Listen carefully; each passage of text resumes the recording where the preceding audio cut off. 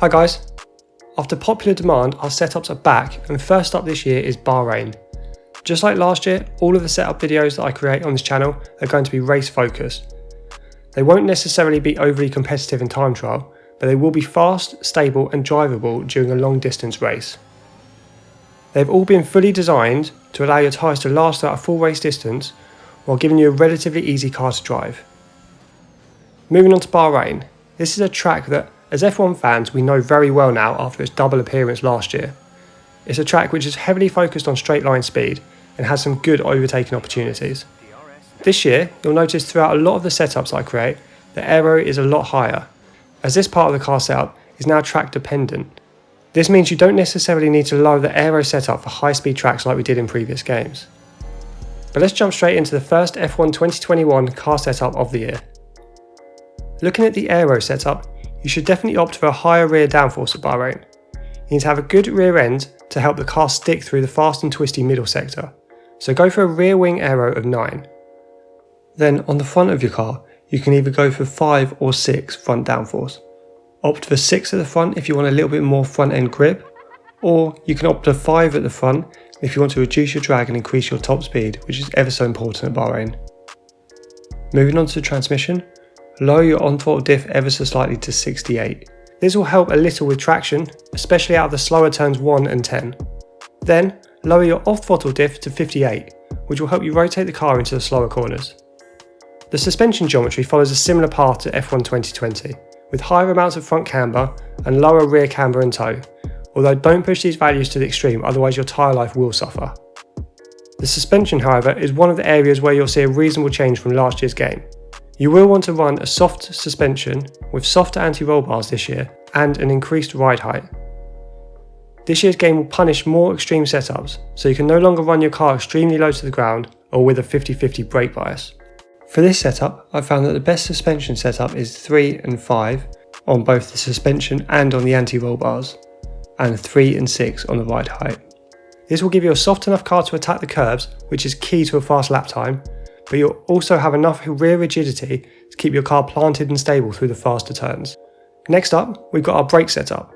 And as mentioned earlier, you need to run a much more realistic brake bias this year. If you run your brake bias close to 50-50, you'll find the rear of the car will overtake you when you brake heavily. So go with 95 on the pressure, which will help you avoid locking up into turn 10, and 56 on the brake bias.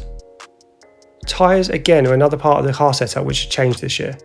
Low rear tyre pressures are a thing of the past, as again you need to run higher tyre pressures just like in the real world Formula 1.